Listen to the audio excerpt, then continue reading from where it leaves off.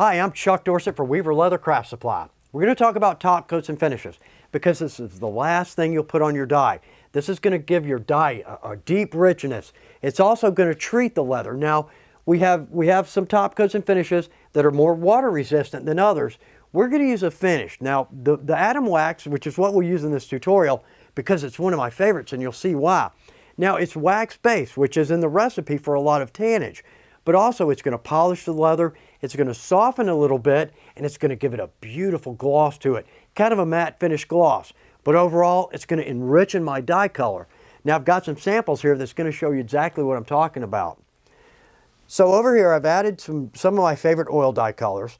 Now you can easily see dye only and dye with a top coat, and you can see the difference in that.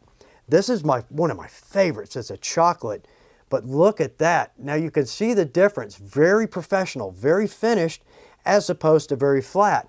Well, that's what we're looking for, but easy to apply. I've got a dye table set up and ready to go, so I'll meet you over there and we'll show you exactly how this works.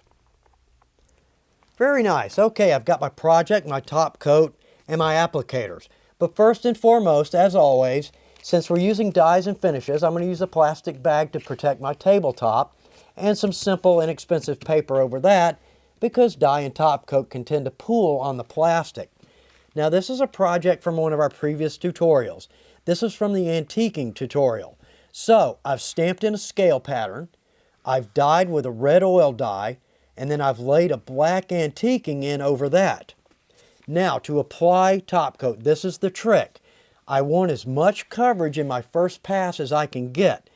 Daubers are great for smaller projects, but for a larger piece I'm going to use a nice wide foam brush because I can make 3 passes and I'm covered. That's going to cut down on my streaking. So we're going to dip my brush in the top coat. This is the Atom Wax, and I'm simply going to add one nice big coat. Now, right off the bat, I'm going to rub a lot of that off. I'm going to take some of that excess off. And you can see it's going to take some of my dye and some of my antiquing. But once I get that excess off, I'm going to start to buff. And we'll fast forward here a little bit. And there we are. So we're starting to see that beautiful gloss come through. Now, it's not a high gloss. I'm not real big on higher gloss projects, but I like a matte finish on that. Boy, that's beautiful. That's exactly what we're looking for. Now, this is going to dry. It's going to take probably an hour to finish drying, but once it dries, that red's going to shine through just a little bit more, and that's going to be beautiful. So how'd we do? How'd it come out? Gorgeous. Just what I'm looking for. Just pops. My color pops, my antique pops. I've got a nice gloss on that. Very professional, very finished.